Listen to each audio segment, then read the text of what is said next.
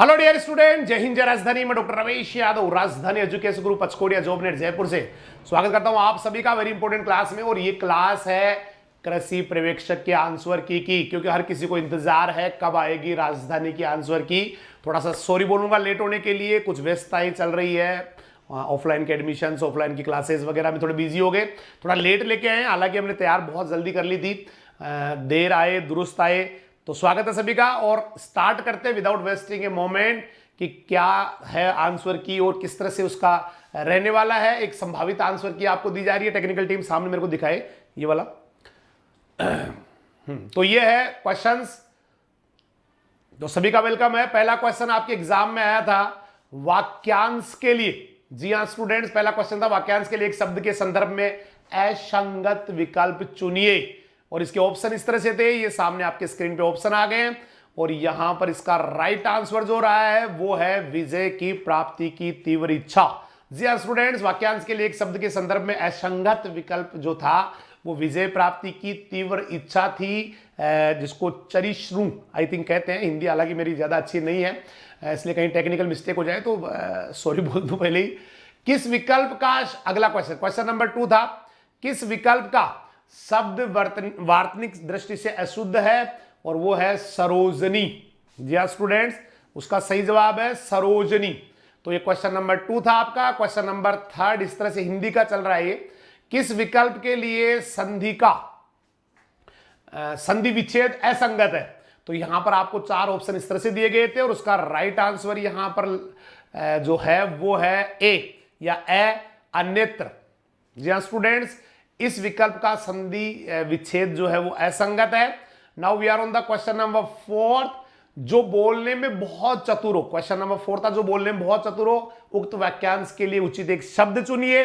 और यहां पर आपको ऑप्शन ये दिखाए गए थे, सामने स्क्रीन पे ऑप्शन है। और यहां पर राइट आंसर जो बनता है वो है वाक्पटु। जी हाँ स्टूडेंट्स, वाक्पटु इज द राइट आंसर। और क्वेश्चन नंबर 5 आपका था, किस विकल्प के लिए शब्द परस्पर पर्याय नहीं है? तो यहां पर कुछ ऑप्शन इस तरह से आए थे, आपके सामने स्क्रीन पे आ रहे हैं। और राइट आंसर इसका बन रहा है सी, धनुष कोदंड उरग। तो किस विकल्प के लिए सभी शब्द, शायद सब का मुझे लग रहा है सब की जगह सभी आएगा, शब्द परस्पर पर्याय नहीं है, तो ये यहां पर ये आंसर इसका आ रहा है। We are on the question number 6, प्रत्यय से निर्मित शब्द के संदर्भ में असंगत विकल्प चुनना था। मतलब आई थिंक जो बच्चों का फीडबैक है उसके हिसाब से हिंदी का पेपर काफी टेक्निकली था। एक बहुत अच्छा जो विद्वान है, बहुत अच्छा स्टूडेंट है जिसने तैयारी की है, वो शायद ज्यादा अच्छा कर पाया है। तो यहां पर इसका प्रत्यय के निर्मित शब्द के संदर्भ में असंगत विकल्प चुनिए। तो यहां पर राइट आंसर है ए, मेधावी, या यूं कह सकते कृतवाचक कृत प्रत्यय से निर्मित। क्वेश्चन नंबर 7 इज, किस विकल्प के सभी शब्द मछली के पर्याय है? तो यहां पर ये ऑप्शन आपके आए थे 4 ऑप्शन, और उस ऑप्शन में से राइट आंसर है सी, सल्की, कामध्वज या कंटकी। क्वेश्चन नंबर 8 है, किस विकल्प के समस्त पद का समास विग्रह असंगत है? ऑप्शन कुछ इस तरह से आए थे। और यहां पर राइट आंसर है देशभक्ति या देश की भक्ति। देशभक्ति या देश की भक्ति यहां पर राइट आंसर है। और क्वेश्चन नंबर 9 है, किस विकल्प का प्रशासनिक शब्द अपने अर्थ सुमेलित नहीं है? और यहां पर इस तरह से ऑप्शन आए थे, autonomous, cantonment, approval and insight. और राइट आंसर यहां पर हो रहा है वो है इनसाइट, तटस्थता। फिर क्वेश्चन नंबर 10 स्क्रीन पे आ रहा है, जो कृषि पर्यवेक्षक 2021 का क्वेश्चन है, किस विकल्प के शब्द युग्म का अर्थ असंगत है? चास, चास, आपात, आपाद, कपिस, कपिस, त्वाष्टि, त्वाष्ट्री। तो यहां पर जो राइट आंसर बन रहा है वो राइट आंसर है डी, त्वाष्टि, त्वाष्टि। इस तरह से जो आपका आ रहा है संतुष्ट या नौकर। क्वेश्चन नंबर 11 आपका आया था, विलोम शब्द की दृष्टि से कौन सा विकल्प अनुचित है? तो ये विलोम शब्द की दृष्टि से कौन सा? तो यहां पर ऑप्शन कुछ इस तरह से आए थे, उद्विग्न, अनुद्विग्न, देवी, आसुरी, तेजस्वी, यशस्वी और प्रसाद, विषाद। और यहां पर राइट आंसर आपका है तेजस्वी, यशस्वी। उसके बाद असंगत सामासिक युग्म का चयन करना था, क्वेश्चन नंबर 12 था। और यहां पर कुछ इस तरह से क्वेश्चन था और उसके ऑप्शन ये थे भक्षाक्ष, रुद्रप्रिया, इस तरह से आपको स्क्रीन पे दिख रहे हैं पूरे के पूरे। तो 4 ऑप्शन इसके आए थे। क्वेश्चन नंबर कुछ हो सकता है किसी सीरीज में अलग होगा। तो यहां पर इसका राइट आंसर है डी, यथा विधि तत्पुरुष समास। अगला क्वेश्चन था, अर्थ की दृष्टि से कौन सी लोकोक्ति असंगत है। जी हाँ स्टूडेंट्स, अर्थ की दृष्टि से कौन सी लोकोक्ति असंगत है।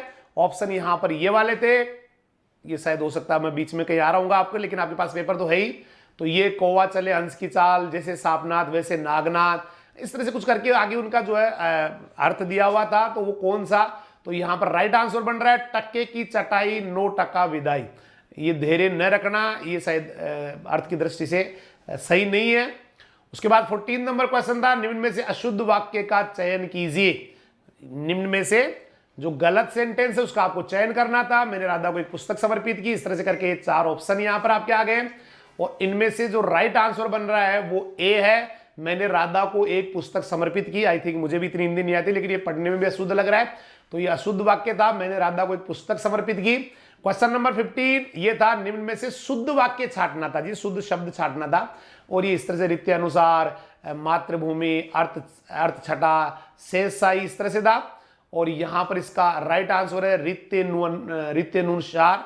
ये शुद्ध वाक्य रित्यनुसार है, बाकी सारे ये शुद्ध नहीं है। तो राइट आंसर है आपका रित्यनुसार। 16th क्वेश्चन ये वाला था, freedom fighter Sagar Malgopa was native of, कि जो फ्रीडम फाइटर ये स्वतंत्रता सेनानी थे वो कहाँ के नेटिव थे, मतलब कहाँ के रहने वाले थे। तो हिंदी में भी यही हो जाएगा कि स्वतंत्रता संग्राम सेनानी सागरमल गोपा कहाँ के रहने वाले थे। तो यहां पर राइट आंसर है सागरमल गोपा जैसलमेर के रहने वाले थे, बहुत बड़ा नाम है उनका भारत की आजादी के लिए। What type of musical instrument is the Ravanahatha. Ravan हत्ता किस प्रकार का, या यूं कह दो कि what type of musical instrument is Ravanahatha. Ravan हत्ता किस प्रकार का एक वाद्य यंत्र है। और ये आपके सामने रावण हत्ता जो है वो तत्य प्रकार का वाद्य यंत्र है। I think I exactly don't know what is the तत्य घन है, बट तत्य is the right answer. Now we are 18, winter rainfall mawath occurs through, कि भाई जो सर्दियों में बरसात होने वाली है वो माउट किसकी वजह से होती है। तो यहाँ ऑप्शन आए थे, south east monsoon, north east या वेस्टर्न डिस्टर्बेंसेस, या साउथ वेस्ट मानसून। और यहाँ पर राइट आंसर है जो हमारे माउट होती है वो भैया वेस्टर्न डिस्टर्बेंस से होती है, यानी कि पश्चिमी विक्षोभ से होती है। आपको पता है भारत में सबसे ज्यादा जो बरसात करने वाला मानसून है वो दक्षिणी पश्चिमी है, उसके बाद उत्तरी पूर्वी से कुछ बरसात होती है, लेकिन जो सर्दियों में जो बरसात होती है वो सारी की सारी जो माउट जिसे हम कहते हैं वो वेस्टर्न डिस्टर्बेंस से होती है। We are on the 19th, the Mallinath cattle fair Tilwara is organised in the month of, कि भैया मल्लीनाथ जो पशु मेला है वो कौन से महीने में लगता है। तो इसका राइट आंसर भाई मल्लीनाथ पशु मेला लगता है चैत्र मास में, जो हिंदू नववर्ष की शुरुआत वाला मंथ होता है, जहां से हिंदू नववर्ष शुरू होता है, उस वाले महीने में मल्लीनाथ पशु मेला लगता है। उसके बाद क्वेश्चन नंबर 20 था, in which district vertisol soils are formed, कि कौन से जिले में वर्टिसोल, काली मिट्टी को वर्टिसोल कहते हैं, जो काली होती है, जिसके अंदर सहसंजन का गुण होता है, जिसमें अडेजन कोहेजन ये सारे गुण पाए जाते हैं, जिसको चाहे जैसा प्लास्टिसिटी होती है, काली मिट्टी को बोलते हैं। और ये सबसे राइट आंसर ऐसे कैसे, झालावाड़, कोटा और बूंदी, क्योंकि काली मिट्टी वहीं पे है। तो वर्टिसोल मिट्टी मिलती है झालावाड़, कोटा और बूंदी में। Now we are on the 21st, rock inscription घोसुडी इज लोकेटेड एट, यानी हिंदी में कहे तो घोसुंडी का शिलालेख कहां मिलता है। तो इसके ऑप्शन कुछ इस तरह से आए थे, चित्तौड़गढ़, भीलवाड़ा, अजमेर या बारा में। और यहां पर राइट आंसर है घोसुंडी का शिलालेख मिलता है चित्तौड़गढ़ में। 22nd पे हम चलते हैं, और 22nd है पोथीखाना म्यूजियम इज लोकेटेड इन, कि पोथीखाना जो संग्रहालय है वो कहां पर है, कोटा, जोधपुर, जयपुर या जैसलमेर। तो यहां पर राइट आंसर आपका आ रहा है वो है जयपुर में, पोथीखाना म्यूजियम जो है वो जयपुर में है। इसके बाद 23rd question on the screen है, Shrilal Joshi is a famous painter of, कि श्रीनाथ जोशी है वो एक प्रसिद्ध चित्रकार है, एक यूं कहते चित्रकारी है, वो किसके चित्रकार आपको ये बताना था। तो यहां पर ऑप्शन कुछ इस तरह से आए थे, और ये इसका राइट आंसर जो बन रहा है वो है पटचित्रण या फड़ के। श्रीलाल जोशी जी फड़ के या पटचित्रण के सबसे बढ़िया चित्रकार थे। 24th क्वेश्चन आया था, एज पर सेंसस 2011 की जनगणना के अनुसार which district has highest population of scheduled tribe in Rajasthan. तो अनुसूचित जनजाति की ज्यादा जनसंख्या 2011 के हिसाब से कहां पर थी? कुछ क्वेश्चन इस तरह से था, as per census 2011 which district is has highest population of scheduled tribe in Rajasthan. उसके ऑप्शन कुछ आपके इस तरह से आए थे और ये आपका हिंदी में क्वेश्चन हो गया। राइट आंसर है उदयपुर में। उदयपुर में सबसे ज्यादा अनुसूचित जनजाति की जनसंख्या थी 2011 के अनुसार। 25th क्वेश्चन आया था, the battle of Haldighati was fort in the year, कि हल्दीघाटी का युद्ध किस वर्ष में लड़ा गया। कुछ ऑप्शन आपके सामने स्क्रीन पे इस तरह से आए थे और ये हिंदी का था और यहां पर जो राइट आंसर आपका बन रहा है वो है 1576 में लड़ा गया था हल्दीघाटी का युद्ध। 26 नंबर क्वेश्चन था, first spice park of Rajasthan was established at. कुछ ऑप्शन इस तरह के थे, जोधपुर, उदयपुर, कोटा, जयपुर, या यूं कह दो हिंदी में कि राजस्थान का पहला स्पाइस पार्क कहां पर था। तो ये ऑप्शन आपके स्क्रीन पे आए थे इस तरह से, मतलब आपके एग्जाम में आए थे, जोधपुर, उदयपुर, कोटा, जयपुर में। और यहां राइट आंसर है जोधपुर में पहला स्पाइस या मसाला पार्क था। उसके बाद है बेडलैंड टोपोग्राफी, जिसको आप कहते हैं उत्खात भूमि स्थलाकृति, हिंदी में इस तरह से था, can be observed in Rajasthan. ये क्वेश्चन आपका आया था, कोटा, बूंदी, गंगानगर, हनुमानगढ़, सवाई माधोपुर, करौली, धौलपुर या जैसलमेर, बाड़मेर, इस तरह से करके 4 ऑप्शन आपके थे। हिंदी में कहे तो राजस्थान की उत्खात भूमि स्थलाकृति कहां दिखाई देती है, ये 27 नंबर क्वेश्चन था और इसका राइट आंसर है सवाई माधोपुर, करौली और धौलपुर में, यानी कि सी इसका सही जवाब है। 28 नंबर क्वेश्चन है, the plateau located between Bhainsrorgarh to Bijolia is called. भाई जो भैंसोरगढ़ से बिजोलिया के मध्य स्थित पठार क्या कहलाता है? The plateau located between Bhainsrorgarh to Bijolia is called. क्या उनको बोराट बोलते हैं या उनको मेसा बोलते हैं या ऊपर माल बोलते हैं या फिर उनको ओडिया या उड़िया बोलते हैं? तो यहाँ राइट आंसर है कि जो भैंसोरगढ़ से बिजोलिया के बीच में जो पठार है उसको ऊपर माल बोलते हैं। 29th number question, recently which wildlife sanctuary of Rajasthan. तो ऊपर माल यहां पर राइट आंसर है। अगला क्वेश्चन है, recently which wildlife sanctuary of Rajasthan has been approved at 4th tiger reserve state. कि भैया अभी कौन सी जो सेंचुरी है या जिसको कहते हैं वन्य जीव अभ्यारण्य है, उनको राजस्थान का 4था बाघ संरक्षित क्षेत्र अनुमोदित किया गया था। इस तरह से आपका 29th क्वेश्चन था कि recently which wildlife sanctuary of Rajasthan has been approved at the 4th tiger reserve of state. और यहां पर ये ऑप्शन थे बस्सी, टोडगढ़, रावली, रामगढ़, विषधारी या ताल छापर। इस तरह से करके ये इंग्लिश में क्वेश्चन हो गया, इसके बाद ये हिंदी में यहां पर क्वेश्चन हो गया और राइट आंसर इसका है रामगढ़ विषधारी। 29th नंबर का ऑप्शन यहां पर राइट आंसर है कि वन्य जीव अभ्यारण्य जिसको 4था बाघ संरक्षण क्षेत्र घोषित किया गया वो रामगढ़ विषधारी है। Now we are on the 13th question, in which of the following cities Sawai Jai Singh second did not built an observatory. इनमें से कोई एक जगह है जहां सवाई जय सिंह जी सेकंड ने वेधशाला का निर्माण नहीं कराया था, दिल्ली, उज्जैन, जयपुर, और यहां पर राइट आंसर है। और एक चौथा आगरा था, तो राइट आंसर यहां पर आगरा ही है। आगरा में सवाई जय सिंह जी सेकंड ने वेधशाला का निर्माण नहीं करवाया था। Rajasthan language day is celebrated on, कि राजस्थानी जो भाषा है उसका दिवस कब मनाया जाता है। स्क्रीन पे आपके क्वेश्चन आ गए कि Rajasthan language day is celebrated on, तो यहां पे कुछ डेट्स दी हुई थी और इसका राजस्थानी भाषा दिवस कब मनाया जाता है। राजस्थानी भाषा दिवस मनाया जाता है 21 फरवरी को। तो यहां पर राइट आंसर आपका बन रहा है 21 फरवरी। हिंदी में आपका ये स्क्रीन पे क्वेश्चन आ चुका है। हम आगे 32nd पे, द मेजर मेज प्रोड्यूसिंग डिस्ट्रिक्ट इन राजस्थान। तो सबसे ज्यादा जो मेज प्रोड्यूस करने वाले जो डिस्ट्रिक्ट है वो आपको पता है साउथ राजस्थान में है। तो यहां पर राइट आंसर है, ये ऑप्शन आपके आए थे इस तरह से करके, भीलवाड़ा, चित्तौड़गढ़, उदयपुर, सवाई माधोपुर, कोटा, इस तरह से करके 4 ऑप्शन थे और यहां पर राइट आंसर आपका बन रहा है भीलवाड़ा, चित्तौड़गढ़ और उदयपुर। तो ये सबसे ज्यादा मक्का उत्पादन करने वाले जिले थे। Sun temple of Jhalawar was built, Jhalawar was built by, Jhalrapatan या झालावाड़ का सूर्य मंदिर किसने बनाया था। ये इस तरह से क्वेश्चन 33 था और इसके ये इस तरह से ऑप्शन थे, पहला था नागबड़ सेकंड, बप्पा रावल, पृथ्वीराज सेकंड या अर्नोराज। और यहां पर राइट आंसर है, ये हिंदी में आपका क्वेश्चन हो गया, झालरायपाटन का सूर्य मंदिर निर्मित किया गया था, वो किया गया था नागभट्ट सेकंड के द्वारा। तो right answer is Nagabhata second. Now we are on the 34 और 34 है which massacre is called Rajasthan Jallianwala Bagh, किस नरसंहार को राजस्थान का जालियांवाला बाग कहते हैं। इस तरह से क्वेश्चन था। इसके ऑप्शन कुछ इस तरह से थे इंग्लिश के अंदर, और हिंदी में कुछ इस प्रकार से थे, रूपवास भरतपुर, चंडावल सोजत, मानगढ़ बांसवाड़ा, बेगू चित्तौड़गढ़, और राइट आंसर यहां बन रहा है मानगढ़ बांसवाड़ा। मानगढ़ बांसवाड़ा में जो नरसंहार हुआ था, जो लोगों को मारा गया था, उसको जालियांवाला बाग की उपमा दी जाती है, या यूं कहे कि राजस्थान का वो जालियांवाला बाग है। उसके बाद अगला था कमायचा, क्वेश्चन 36 था, कमायचा इजे। तो कमायचा इजे, इसमें यहां पर इस तरह से ऑप्शन थे, फोक सॉन्ग मतलब लोकगीत, या फिर फोक डांस लोक नृत्य, या फिर राजस्थानी डायलेक्ट राजस्थानी बोली, या फिर कोई म्यूजिकल इंस्ट्रूमेंट वाद्य यंत्र। ये क्या है कमायचा? तो इस तरह से ये ऑप्शन थे, और इसका ये यहां पर हिंदी का इसका क्वेश्चन इस तरह से था, और ये राइट आंसर है कमायचा एक इंस्ट्रूमेंट है, एक वाद्य यंत्र है, एक बजाने का उपकरण है। 36 जो नंबर का क्वेश्चन था वो इस तरह से था, द मेन सीट, या यूं कह दो कि पीठ कह दो, of Ram Snehi sect is located at, is situated at, Ram Snehi संप्रदाय की प्रमुख पीठ या गद्दी कहां पर है?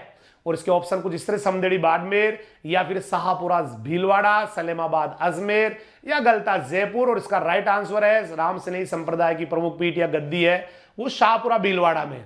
तो ये राजस्थान जी के क्वेश्चन इस तरह से आपके चल रहे हैं, जो सुपरवाइजर एग्रीकल्चर सुपरवाइजर में आए थे। Now we are on the 37, Bhadla या बड़ला सोलर पार्क कहां पर है? तो ये क्वेश्चन था, Bhadla solar park is located eight Jaisalmer, Jalore, Barmer, या जोधपुर। इस तरह से ये क्वेश्चन इन इंग्लिश थे, और ये इस तरह से इसका हिंदी में था सेम टू सेम, कि भैया कहां पर है ये बड़ला या बड़ला सोलर पार्क। और इसका राइट आंसर है बड़ला या बड़ला सोलर पार्क जोधपुर में है। जाजम और आजम प्रिंटेड इज फेमस ऑफ, मतलब जाजम और आजम जो प्रिंटिंग है वो कहाँ की फेमस है, कहाँ का प्रिंट फेमस है। और ये इसमें अलग अलग ऑप्शन इस तरह से आए थे, इंग्लिश का आपके सामने है, Jajam and Ajam print is famous of, या जाजम आजम की छपाई प्रसिद्ध है दौसा, चित्तौड़गढ़, बाड़मेर, या जोधपुर की। और यहां पर राइट आंसर आपका है चित्तौड़गढ़। हिंदी में क्वेश्चन इस तरह से था, और इसका राइट आंसर है चित्तौड़गढ़। जाजम और आजम छपाई प्रसिद्ध है चित्तौड़गढ़ की। 39 है, बटन की फुलवारी बुक वाज रिटन बाय, या यूं कह दो बटन की नहीं, सॉरी बातन की, मतलब बातारी फुलवारी के लेखक कौन थे? बाटन नहीं आएगा एक्चुअली, इसको बाटन ही पढ़ा होगा किसी इंग्लिश वाले बच्चे ने, वो है बातारी फुलवारी। इस पुस्तक के रचयिता या लेखक कौन थे? तो इस तरह से क्वेश्चन था, बाठारी फुलवारी बुक वाज रिटन बाय, और यहाँ पे सीताराम लालस, कन्हैयालाल जी सेठिया, विजयदान जी देथा एंड श्यामल दास जी। तो इस तरह सीताराम जी लालस, कन्हैयालाल जी सेठिया, इस तरह से 4 ऑप्शन थे, और यहाँ पर राइट आंसर है विजयदान जी देथा, क्योंकि बातारी फुलवारी ये पुस्तक लिखी थी विजयदान जी देथा साहब ने, बहुत बड़े राइटर हुए हैं राजस्थानी भाषा के। Next we are on the 40, who is the chairman of Rajasthan state human right commission? Rajasthan राज्य मानवाधिकार आयोग के चेयरमैन कौन है? इस तरह से क्वेश्चन था, who is the chairman of Rajasthan state human rights commission. इस तरह से ऑप्शन आए थे, जी के व्यास, सी के दवे जी, निरंजन आर्य जी, या भूपेंद्र यादव जी। तो सी के व्यास जी, सी के दवे जी, इस तरह से करके ऑप्शन थे, और यहाँ पर राइट आंसर है अभी जो वर्तमान में राज्य मानवाधिकार आयोग के अध्यक्ष है वो जी के व्यास जी है। तो ये आपका एक लेटेस्ट वाला क्वेश्चन है जो अभी इस समय वर्तमान में है, उनके है। और अब हम एग्रीकल्चर की ओर मूव करते हैं। विच of the following is a hybrid basmati quality rice? निम्नलिखित में से कौन सा बासमती गुणवत्ता वाले चावल की संकर किस्म है? तो विच of the following is a hybrid basmati quality rice? इस तरह से क्वेश्चन था, और यहां पर ऑप्शन कुछ इस तरह से आए थे, पूषा बासमती 1, बासमती 370, माई सुगंधा, PRH1, इस तरह से करके कुछ क्वेश्चन आए, मतलब था। और सेम टू सेम हिंदी में कि भैया कौन सी बासमती गुणवत्ता वाली वैरायटी है, और इसका राइट आंसर है PRH10। जी स्टूडेंट्स, PRH10 ये बासमती गुणवत्ता वाले संकर चावल की किस्म है। उसके बाद 42nd क्वेश्चन था 42 नंबर का, how much urea will be required for 10 hectare urea? ये क्वेश्चंस लगातार हम लोग कर रहे थे, हर फसल में हम लोगों ने किया था, और मैंने कहा था बहुत इंपॉर्टेंट वाला ये क्वेश्चन है। तो कितना यूरिया यहां पर निकलता है, इस तरह से क्वेश्चन था। तो ये आप इसको देखिए, एक तो क्वेश्चन इंग्लिश में है, how much urea will be required, कितना यूरिया चाहिए 10 हेक्टेयर के लिए? मुझे 150 kg पर हेक्टेयर नाइट्रोजन देनी है। तो सिंपल सा एक न्यूमेरिकल था, और यहां पर इसका राइट आंसर है 3255 kg। इसके बाद 43rd क्वेश्चन था, which type of soil erosion या soil matrix is lost but remains undetected, जिसका पता भी नहीं चलता लंबे समय तक। किस प्रकार के मृदा अपरदन से, है ना, मिट्टी का ऊपर का आवरण चला जाता है लेकिन कई दिन तक पता भी नहीं चलता है। तो ये सारे के सारे बहुत अच्छे से पढ़ाए हुए, रिल इरोजन, गुली इरोजन या सीट इरोजन। अब देखिए यहां पर जितने भी है ना उनका सबका पता लगता है। रिल इरोजन में छोटी छोटी नालियां बनती है, अवनालिका में बड़ी नालियां बनती है, मतलब 3 का पता लगता है।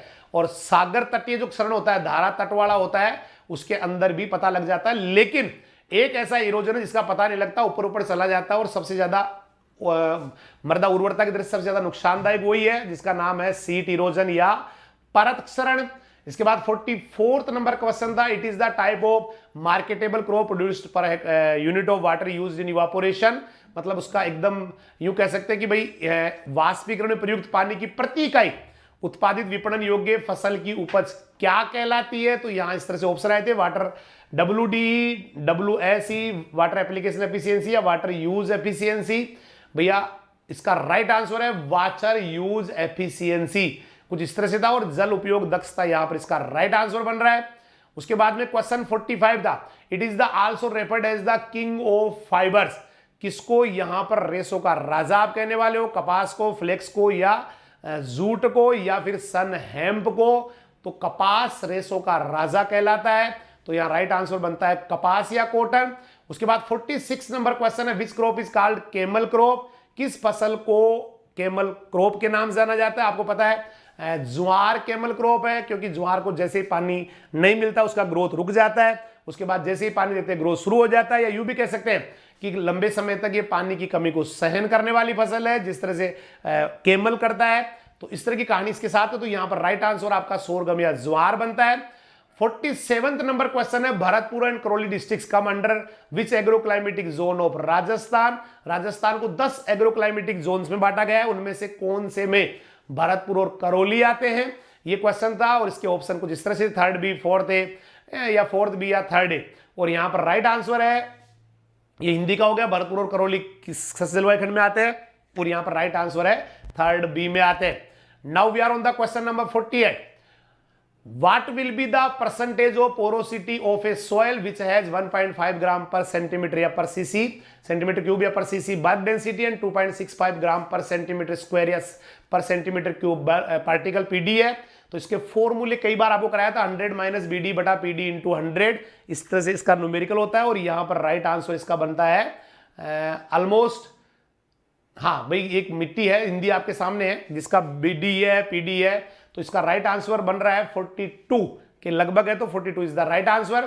पंजाब छुआरा इज ए वेराइटी ऑफ, कि पंजाब छुआरा किसकी वेराइटी है ना, विच क्रॉप, पंजाब छुआरा किस फसल की वेराइटी है। अगला क्वेश्चन था, पंजाब छुआरा is a variety of which crop, tomato, onion या फिर डेट पाम या ब्रिंजल। तो यहां पंजाब छुआरा जो राइट आंसर है वो है टोमेटो, टमाटर की वेराइटी है। 15th क्वेश्चन था, India meteorological department has established in 1875 with headquarter. जब 1875 में भारतीय मौसम विज्ञान की स्थापना की गई तो इसका मुख्यालय कहां रखा गया था।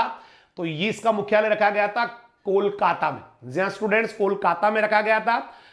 कलकत्ता में इसकी स्थापना हुई थी, वर्तमान में न्यू दिल्ली में, कई जगह इधर से उधर पुणे, कई जगह जाके अब ये न्यू दिल्ली में, लेकिन जिस समय एस्टैब्लिश्ड हुई थी उस समय ये कोलकाता में थी। नेक्स्ट क्वेश्चन था, आधार बीज के थैली पे कैसा रंग होता है। आधार वाला था, तो कोलकाता यहां राइट आंसर उसका हो गया। विच कलर है tag is used as foundation seed bags. तो यहां पर ग्रीन था या व्हाइट या ब्लू या येलो। तो आधार बीज कई बार आपको याद करवाया था, सफेदाधार, सफेदाधार। तो सफेद यहां पर उसका टैग था, टैग बिल्कुल ट्रिक के साथ याद करवाया था। उसके बाद as per ISS soil classification the diameter of silt particle. Silt का क्वेश्चन था, सिल्ट कहां से कहां के बीच में आते हैं, International Society of Soil Science के अनुसार। और उसकी कुछ साइजें आई थी, ये मैंने आपको एक ही ट्रिक से सारा का सारा, कि भैया क्ले जो होता है वो 0.002 mm से कम वाला होता है। उसके बाद जस्ट बाद सिल्ट आती है, मैंने कहा था पॉइंट ही खिसकता है, और इस पॉइंट खिसकने के हिसाब से यहां राइट आंसर बन रहा है C, सॉरी 0.02 से 0.002 इज द राइट आंसर। तो यहां पर राइट आंसर आपका हो गया C, 0.0। भाई पॉइंट ही किसकाते हैं, तो राइट आंसर, ये तो मतलब ट्रिक के हिसाब से सारे के सारे क्वेश्चन बताए हुए थे। 53, who use the term organic farming for the first time. Organic farming शब्द का प्रयोग किस वैज्ञानिक ने या किसने सबसे पहले किया था? तो यहां पर राइट आंसर, ये चार ऑप्शन यहां पर आए थे, स्वामीनाथन जी थे या वेल्फोर जी थे या परोदा जी थे या फिर नॉर्थ बोर्न थे। तो नॉर्थ बोर्न थे जिन्होंने सबसे पहले जैविक खेती शब्द या ऑर्गेनिक फार्मिंग वर्ड का यूज किया था। अब आ जाते हैं हम सीधे 54th number question, which cereal crop is having list amount of lysine and tryptophan? भाई कौन सी ऐसी फसलें हैं फसल है इनमें से जिसमें सबसे कम लाइसिन और ट्रिप्टोफेन अमीनो एसिड होते हैं? तो ये आपका काफी सारे इस तरह की यूं लाइन आपको पढ़ाई थी कि भैया सबसे कम होता है मक्का के अंदर, तो मेज इज द राइट आंसर। इस तरह से हिंदी में था और मक्का उसका सही जवाब था। 55th नंबर क्वेश्चन था, which of the following is a parasite weed on pearl millet? कि बाजरा में कौन सा परजीवी रहता है? तो बाजरा स्ट्राइगोल निकालता है और स्ट्राइगोल स्ट्राइगा को बढ़ाता है। तो यार राइट आंसर था Striga species. Striga species is the right answer. अगला क्वेश्चन है, विच of the following is a Paris, ये हो गया भाई, हो गया। उसके बाद 56 नंबर क्वेश्चन था, ब्लाइंड होइंग, हालांकि थोड़ा टेक्निकली ये ब्लाइंड करके ब्लाइंड आएगा। ब्लाइंड होइंग यानी अंधी गुड़ाई किस फसल में की जाती है? अंधी गुड़ाई किस फसल की? तो आपको पता है कि गन्ने को उगने से पहले, अंकुरण से पहले एक गुड़ाई की जाती है जिसमें कोई ध्यान नहीं रखा जाता क्योंकि कटने की संभावना कोई होती नहीं है, गन्ना उगा नहीं होता है, तो गन्ना में अंधी गुड़ाई करते हैं और इसका राइट आंसर गन्ना ही है। Blind hoeing, not blind, blind hoeing है। Hisar sorghum is an important variety of crop. Hisar Sugandh या DS-36 किसकी वेराइटी है? तो यहां पर कुछ ऑप्शन जीरा, सौंफ, धनिया, मेथी इस तरह से आया था और यहां पर हिसार सुगंध जो वेराइटी है वो आपकी धनिये की है। धनिये में वेराइटी आपकी दी हुई है, बुक में भी दी हुई है। और national agriculture market is a pan, एक राष्ट्रीय कृषि बाजार, एक Akhil Bharatiya electronic trading portal है। इसका शुभारंभ कब हुआ था? एक बहुत ही लेटेस्ट क्वेश्चन था और इसका शुभारंभ अलग अलग यहां पर देखिए नेशनल है ना नाम करके एक पेन था, इलेक्ट्रॉनिक ट्रेडिंग पोर्टल था, उसका स्टार्टिंग कब हुआ था? तो यहां पर इस तरह से ये सारे के सारे ऑप्शन थे और यहां पर राइट आंसर है 14 अप्रैल 2016 को हुआ था। बिल्कुल लेटेस्ट क्वेश्चन है, 4-5 साल पहले ही ये हुआ था। फिर उसके बाद बहुत अच्छा क्वेश्चन था 59 नंबर का, जोका बॉटनिकल नेम पूछा गया था, बॉटनिकल नेम ऑफ बार्ले, कुछ इस तरह से ऑप्शन आ रहे थे और जोका आप सभी को आता है, hordeum vulgare is the right answer. Now we are on the question number 60, where is the CIAE central institute of agricultural engineering? जिन बच्चों को लगता था कि डीपली क्वेश्चन नहीं आते हैं उनके लिए तो ये क्वेश्चन, कुछ क्वेश्चन तो सदमे वाले थे भाई। ये इस तरह का ये बहुत जोर दे के मैंने याद करवाया था कि CIAE is located eight Bhopal. तो यहाँ ऑप्शन कुछ इस तरह से आए थे, भोपाल, हैदराबाद, झांसी या जबलपुर, और हिंदी में कुछ इस तरह से क्वेश्चन था और राइट आंसर भोपाल केंद्रीय कृषि अभियांत्रिकी संस्थान। उसके बाद 61 क्वेश्चन था, 61st नंबर का क्वेश्चन था for Bhopal is the right answer. Bhopal आप लोगों ने नोट कर लिया होगा, फिर मैं दिखा देता हूं Bhopal. For the checking sprouting of onion, आपको प्याज का अंकुरण रोकना है तो कौन सा ग्रोथ रेगुलेटर यूज करते हैं? Lot of times I have explained in online as well as offline that MH इज द chemical which is used to inhibit the sprouting of onion as well as potato, यानी कि भंडारण में प्याज के फुटान को रोकने के लिए MH काम में लेते हैं, मेलिक हाइड्रेजोइड काम में लेते हैं, maleic hydrazide. Now we are on the 62, botanical name of date palm, खजूर का वानस्पतिक नाम, सीडियम ग्वाजावा, ड्यूटेरिया जिबेथी, इस तरह से करके 4 ऑप्शन आए थे और यहां पर ये आपका हिंदी का क्वेश्चन आपको दिखा दिया गया, आप सभी को आता है। खजूर का बॉटनिकल नेम फिनिक्स डेक्टाइलिफेरा होता है, बहुत इजी क्वेश्चन था। Now we are on the question number 63, jam generally contains total soluble solid TSS। तो यहां पर अलग अलग ऑप्शन थे कि जेम में साधारणतः कितना TSS होता है, तो इस तरह से ऑप्शन थे और यहां पर राइट आंसर है 68.5 एक्यूरेट है। ऐसे कैसे आपकी बुक में भी दिया हुआ है, ये लिख रहे आप यहां देख रहे होंगे चल रहा है कि कहां से किस पेज नंबर से क्वेश्चन आए। 64th नंबर क्वेश्चन था, which of the following fruit is highly drought tolerant, कि भैया राजस्थान के हिसाब से या सूखे के हिसाब से कौन से अच्छे हैं? तो खजूर, बेर, अनार, आंवला और इनमें से आपके ऑप्शन में अनार आया था, इट मींस अनार ही राइट आंसर रहने वाला है। कई बार इसको मैंने कहा था, बहुत इंपॉर्टेंट क्वेश्चन है एक्चुअली। जितने क्वेश्चन आए उसको उनमें से वही क्वेश्चन ज्यादातर है जिनको हमने किसी गीत में गाया था या उसको ये कहा था कि ये बहुत इंपॉर्टेंट है बेटा, ये तो आने वाला क्वेश्चन है। वही क्वेश्चन काफी सारे उसमें से आए। Sugar baby is the cultivar of, sugar baby किसकी वेराइटी है? तो यहां पर टिंडा, कचरी, इस तरह से करके यहां पे अनार आपका राइट आंसर आपने देख ही लिया होगा। ये इस तरह से कई बार आपको आरएफबीडी में बहुत बार बताया था और जो क्लासेस थी उसमें से भी काफी बार। Sugar baby is the cultivar of, टिंडा, कचरी, खरबूजा या तरबूज किसकी वेराइटी है? तो शुगर बेबी आपको सबको पता है भैया, आता है सभी को, ये तरबूज की, जिसको अपन मतीरा भी कहते हैं, उसकी वेराइटी है। उसके बाद में क्वेश्चन नंबर 66 था, this fruit is indigenous to India, यानी कि इनमें से कोई एक फल है जो भारत में उसकी उत्पत्ति है। तो इस तरह से 4 ऑप्शन आपके आए थे और स्वदेशी मतलब भारत में इसकी उत्पत्ति है। और यहां पर बेर इज द राइट आंसर। बेर आपको पता है भारत और चाइना इसका उत्पत्ति स्थल है, मतलब इंडिया का एक कल्टीवार है, स्वदेशी है, या आप यूं भी कह सकते हो। Which country is the largest producer of mango in India, world, विश्व में कौन सा देश सबसे ज्यादा मैंगो प्रोडक्शन करता है? तो यहाँ थाईलैंड, भारत, म्यांमार, चीन, इस तरह से करके 4 ऑप्शन थे और राइट आंसर आपका इंडिया है। मैंने कई बार कहा भी था भैया, पहला अगर इस तरह का आता है ना प्रोडक्शन का, तो पहले संभावना इंडिया की होती है और फिर उसके बाद में मैंने कहा था कभी कभी हो सकता है इंडिया नहीं आया तो चाइना होता है, चाइना नहीं आया तो यूएसए पर थोड़ा सा दाव खेल सकते हैं। तो यहाँ पर पहला ही ऑप्शन आपका इंडिया, मतलब सेकेंड ऑप्शन इंडिया था, तो इंडिया राइट आंसर। और वैसे भी आप तो आम तो सभी बच्चों को तैयार है।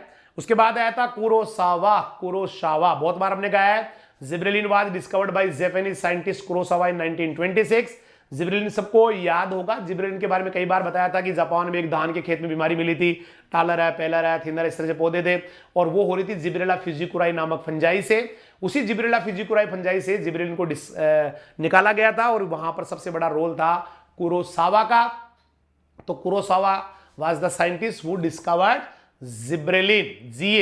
GA3 सबसे इंपॉर्टेंट था। उसके बाद कुफरी वर्ड आते हैं, आपको पता है, कुफरी, सोलन, शिमला, हिमाचल प्रदेश। तो अगला क्वेश्चन कुफरी का ही था, मतलब एक कुछ वेराइटीज थी जिनके कुफरी लगा हुआ था, कुफरी पुखराज, कुफरी सीतमान, कुफरी अलंकार, इस तरह से करके। और ये पूछा गया था कौन सी क्रॉप की ये वेराइटीज है, तो ये सीधा सीधा था भाई, आलू की वेराइटीज है। कुफरी वर्ड आते हैं, आलू आ जाता है, कुफरी, सोलन, शिमला। कुफरी भाई CPRI, central potato research institute, और कुफरी लगभग लगाई देते हैं हर वेराइटी के आगे। उसके बाद gummosis is associated with which fruit, भाई कौन सी वाली फसल है जिसके साथ गोदाती रोग जुड़ा हुआ है? तो गोदाती रोग नींबू वर्गीय फलों में होता है। यहां इस तरह से कुछ ऑप्शन इंग्लिश में आए थे, इसी तरह से कुछ ऑप्शन हिंदी में थे, तो वहां पर राइट आंसर है सिट्रस फ्रूट्स। गोदाती सबको पता है, गमोसिस या गोंद जैसा एक है ना, गमोसिस हिंदी में कहते हैं, गोदाती इस पर रह नहीं आएगा, टेक्निकल थोड़ा सा इन्होंने सही नहीं, सर ने ध्यान नहीं दिया। तो गोदाती जो है गमोसिस होता है जहां पर गोंद निकलता है। Now we are on the 71st, कौन सा है जिसको चाइनीज लेयरिंग या पोर्ट लेयरिंग या गुटी के नाम से भी जाना जाता है? तो इसके 4 ऑप्शन इस तरह से आए थे और आपको पता है इस तरह का ऐसे कैसे सेम टू सेम आपकी बुक में लिखा हुआ भी है। चाइनीज लेयरिंग, पोर्ट लेयरिंग या मार्कोटेज या गुटी, ये कहते हैं एयर लेयरिंग को, जो हवा में की जाती है, जहां पे ऊपर से छील के मोस घास वगैरह बांध के करते हैं। तो air layering is the right answer. फिर एक क्वेश्चन था लिकोरिस, कुछ बच्चे थे जिनको लग रहा था कि नहीं ये जो औषधीय पौधे हैं वो शुरू के 4 में से आएंगे, लेकिन उनको बड़ी निराशा हाथ लगी है, क्योंकि क्वेश्चन जो आया ना वो इस तरह से आया कि आपके किसी भी उन 4 में से क्या 10 में से भी नहीं आया, क्योंकि इन्होंने सीधा पूछा है कि भैया liquorice, liquorice is also known as, liquorice को और क्या कहते हैं? तो लिकोरिस को कहा जाता है औषधीय पौधों में मुलेठी। तो 4 ऑप्शन इस तरह से आए थे, liquorice is also known as, और लिकोरिस को कहा जाता है मुलेठी। तो mulethi is the right answer. We are on the 73rd, systemic insecticide यहां पूछी गई थी, कोई एक आपको बतानी थी जो सिस्टेमिक है, जो मतलब कहीं भी डालो पूरे प्लांट में फैल जाती है, तो उसको सिस्टेमिक इंसेक्टिसाइड के लिए कुछ ऑप्शन आए थे, क्लोरोपाइरिफॉस, क्विनोलफॉस, डाइमिथोएट और मेलाथियान। और यहां पर राइट आंसर इसका है dimethoate, dimethoate.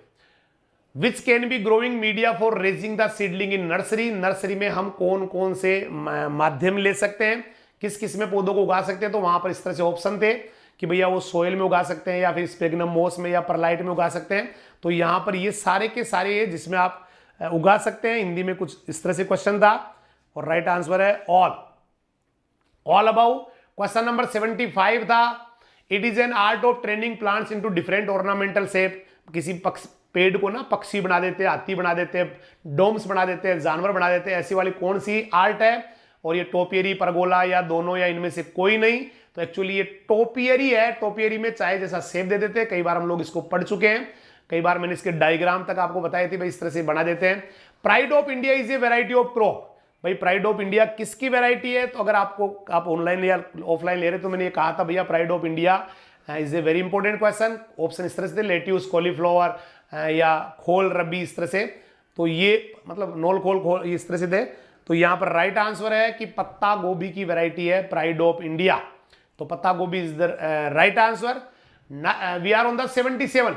This system of irrigation supplies water to be plant equivalent to its consumptive use. मतलब सिंचाई की कौन सी प्रणाली है जो उसके उपभोग के बराबर, मतलब काफी ज्यादा पानी का यूज करवा देती है। इस तरह से इसका क्वेश्चन था।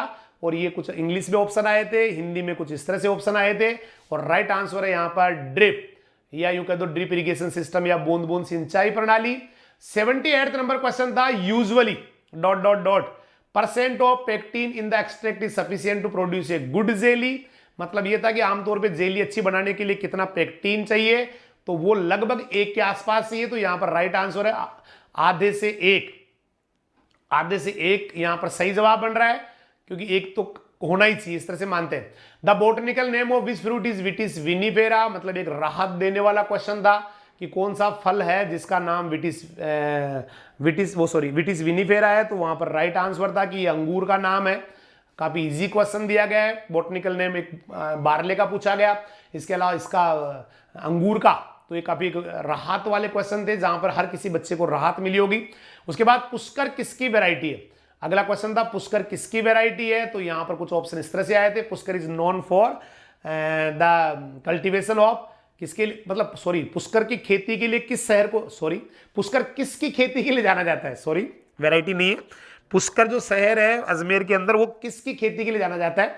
खजूर के लिए, गुलदाउदी के लिए, टमाटर के लिए या गुलाब के लिए? तो मुझे लगता है ये भी एक राहत वाला क्वेश्चन था, हर बच्चे का सही हुआ होगा, क्योंकि पुष्कर में ही गुलाब की सबसे बड़ी मंडी है और गुलाब की सबसे ज्यादा खेती भी राजस्थान में पुष्कर में ही होती है। उसके बाद था फुट एंड माउथ डिजीज। ये पैरासिटिक है या फिर बैक्टीरियल है या विटामिन डेफिशिएंसी जो होती थी या कॉन्टाजियस डिजीज थी, इस तरह से क्वेश्चन था। और खुरपका मुंहपका रोग, तो ये आपको सबको आता है, ये एक कॉन्टाजियस डिजीज है। मतलब अगर संपर्क में आते हैं ना डायरेक्ट इनडायरेक्ट तो ही फैलती है। और कॉन्टाजियस को हिंदी में कहते हैं संसर्ग। तो यहां पर राइट आंसर है संसर्ग। और ये आपकी बुक में भी दिया हुआ है, जहां दिया हुआ उसका पेज नंबर भी आपको दिख रहा होगा लगातार। इसके बाद capra hircus is the scientific name of. Capra hircus किसका नाम है? इस तरह से क्वेश्चन आया, बहुत इजी वाला क्वेश्चन था। अलग अलग कैपरा हिरकस या कापरा हिरकस, भेड़ का, बकरी का, भैंस का या फिर गाय का, इस तरह से आया था।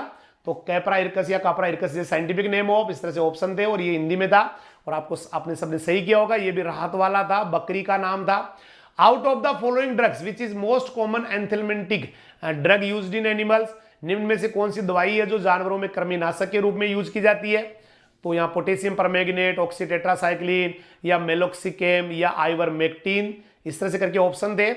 और राइट आंसर यहां पर है आइवरमेक्टिन। आइवरमेक्टिन है वो कृमिनाशक दवा है, कीड़े मारने के लिए बिल्कुल एक अच्छी और लेटेस्ट वाली औषधि है, जिसको आजकल बहुत यूज करते हैं। इसके बाद 84 नंबर क्वेश्चन था सिक्कल शेप्ड हॉर्न, कौन सी वाली? जिसके हंसियाकार सींग होते हैं, हंसिया की तरह सींग होते हैं। तो यहां पर भैंस की नस्लें 4 दी हुई थी और किसी हंसियाकार सींग वाली भैंस का नाम बताना था। मैसाना, नीली रावी, मुर्रा या सूरती, इस तरह से ऑप्शन आए थे। और यहां पर राइट आंसर है सूरती, जो सबसे हल्की भैंस भी है और सिक्कल शेप उसके हॉर्न होते हैं। The origin place of Holstein Friesian breed, इसका ओरिजिन प्लेस, होलिस्टीन फ्रीजियन जो गाय होती नस्ल होती है उसका उद्गम स्थल पूछा गया था। और स्विट्जरलैंड, स्कॉटलैंड, इस तरह से करके 4 ऑप्शन थे उसके अंदर, स्विट्जरलैंड, स्कॉटलैंड, हॉलैंड और कोई नहीं। और यहां पर राइट आंसर है हॉलैंड, क्योंकि होलिस्टीन वर्ड ही हॉलैंड से आया हुआ आपको पता है। तो यहां पर राइट आंसर हॉलैंड है। उसके बाद 86 नंबर क्वेश्चन था exotic breed of goat among the following. Barbari, Beetal, Jamunapari या टोगनबर्ग, इस तरह से 4 ऑप्शन आए थे। और यहां पर कंफ्यूजिंग था क्योंकि बारबरी और टोगनबर्ग बच्चों को पता है कि बाहर से इनका ओरिजिन प्लेस है, लेकिन आप जब भी पढ़ेंगे तो बर्बरी को राजस्थान की या यूं कहे कि अपने स्वदेशी नस्लों में पढ़ा जाता है, और टोगनबर्ग जो है विदेशी नस्ल है। और टोगनबर्ग इसका राइट आंसर है। उसके बाद 87 नंबर क्वेश्चन था Gerber test is used to determine Gerber test का उपयोग किसको ज्ञात करने के लिए करते हैं? तो इस तरह से अलग अलग थी भाई, प्रोटीन परसेंट या फैट परसेंट या एसिडिटी, इस तरह से इसके ऑप्शन थे। और हिंदी में इस तरह से था, पूरा का पूरा क्वेश्चन था। और यहाँ पर राइट आंसर है गर्बर विधि, जिसमें घुमा के अपकेंद्रीय विधि से फैट निकाला जाता है, वो वसा प्रतिशत ज्ञात करने के लिए होती है। 88 नंबर क्वेश्चन था, the most popular fine wool sheep breed of the world, संसार की सबसे बारीक ऊन वाली जो ब्रीड है वो कौन सी है? तो बहुत बार इसका हमने जिक्र किया था कि दुनिया की सारी भेड़ें मिल जाए तो भी मेरिनो की बराबरी नहीं कर सकती है। सबसे बढ़िया फाइन वूल, सबसे अच्छी ऊन देने वाली ब्रीड है वो भेड़ की मेरिनो ही है, तो merino is the right answer. उसके बाद एक क्वेश्चन था, न्यूमेरिकल था कि CLR करेक्ट इलेक्ट्रोमीटर रीडिंग वो अगर 28 है तो स्पेसिफिक ग्रेविटी क्या होगी? बहुत इजी सा क्वेश्चन था, कई बार मैंने कहा भी था एग्जाम में क्वेश्चन आ सकता है। तो इसका राइट आंसर भाई किसी का CLR करेक्ट इलेक्ट्रोमीटर रीडिंग, मतलब डायरेक्ट ही एक सीधा एक बताया था मैंने कि ये आएगा इस तरह से, एक न्यूमेरिकल एक सिंपल सा 1 + CLR अपॉन 1000 से निकलना था। तो सबसे सिंपल क्वेश्चन है और यहाँ पर राइट आंसर भाई जितना CLR है ना उसी के 1.0 लग जाता है। तो 28 है तो 1.0 लग जाता है, उसके बाद वही 28 आ जाता है। तो राइट आंसर इज 1.028। उसके बाद 90 नंबर का क्वेश्चन था, which of the following breed of सीप is also called merino of Rajasthan, कि राजस्थान की मेरिनो भेड़ की किस नस्ल को कहा जाता है? और ये चोकला, पुगल, मालपुरा, नाली करके 4 इसके ऑप्शन आए थे। और आपको पता है राइट आंसर इसका बहुत इजी वाला क्वेश्चन था, राहत देने वाला क्वेश्चन था, चोकला है, तो Chokla is the right answer. 91 question है, सिंगल हम्प्ड अरेबियन कैमल, कि कौन सा भारत में पाया जाने वाला अरेबियन प्रजाति का ऊंट है जिसकी एक ही कुबड़ होती है, एक ही हम्प होती है? इस तरह से क्वेश्चन था। Single humped Arabian camel species found in India are commonly known as alpaca, dromedary या विश्वेना या बैक्टेरिन, इस तरह से था। और ये यहां पर आपका राइट आंसर है ड्रोमेड्री। ड्रोमेड्री आपको पता है सिंगल हम्प्ड वाला है। उसके बाद 92 था, heifer is a term given to, कि हीपर किसको कहा जाएगा, किसको हीपर वर्ड से जाना जाएगा? तो इस तरह से कुछ ऑप्शन उसके आए थे कि भैया क्या ये काउज आफ्टर फर्स्ट लैक्टेशन है, इस तरह से 4 ऑप्शन थे। और यहां पर जो राइट आंसर आपका बन रहा था वो था कि भैया युवा, जो युवा मादा मवेशी होता है पहले प्रसव से पहले का, जिसका प्रसव अभी हुआ नहीं है, बच्चे को जन्म दिया नहीं है, उसके लिए हीपर वर्ड यूज करते हैं। उसके बाद 93 नंबर क्वेश्चन था, which fact out of the following is not true about colostrum.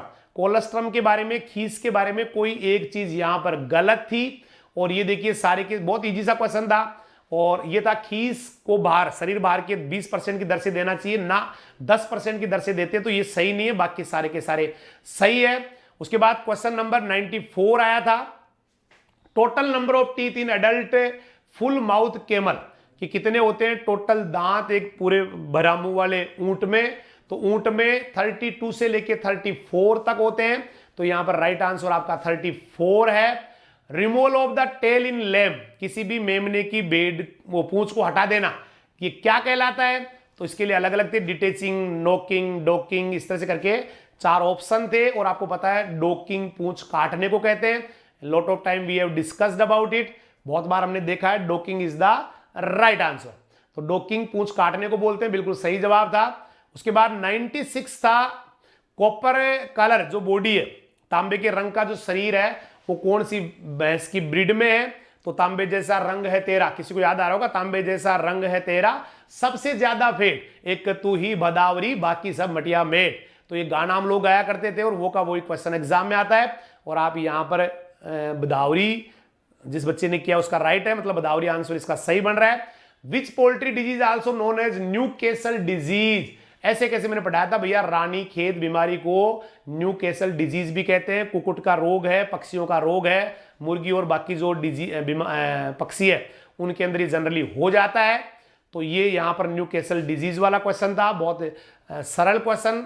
और सेंट्रल सीप and wool research institute CSWRI कहाँ है? मुझे लग रहा है ये राजस्थान का वेरी इंपॉर्टेंट क्वेश्चन, और ये आया भी। तो केंद्रीय भेड़ एवं ऊन अनुसंधान संस्थान या बीकानेर मालपुरा टोंक में है, मुझे लग रहा है शायद ये भी राहत देने वाला था। Rank of Rajasthan in goat population, भाई बकरियों के मामले में राजस्थान कौन से नंबर पे आता है? ये आपका बीकानेर मालपुरा टोंक वाला हो गया, CSWRI हो गया। उसके बाद कौन से नंबर पे है राजस्थान भारत के अंदर बकरियों के मामले में? तो भारत बकरियों के मामले में आपके कुछ 4th, 2nd, 3rd, 1st करके ऑप्शन आए थे। और बकरियों में राजस्थान 1 नंबर था अभी पिछली वाली जो जनगणना पशु गणना थी उसके हिसाब से। उसके बाद लास्ट क्वेश्चन 100 नंबर का क्वेश्चन था, which of the following is used as the purgative, भाई दस्तावर के रूप में या विरेचक के रूप में किसका यूज करेंगे। तो ये कुछ ऑप्शन थे, एल्यूमिनियम हाइड्रोक्साइड, मैग्नीशियम सल्फेट या आरएनडी का तेल। तो यहां पर देखिए मैग्नीशियम सल्फेट और कैस्टर ऑयल ये दोनों आने का मतलब यहां उत्तर आना है उपरोक्त सभी। तो मुझे लग रहा है शायद ये आंसर की आपको सही लगेगी और जब भी आएगी तो काफी कुछ मैचिंग होगा।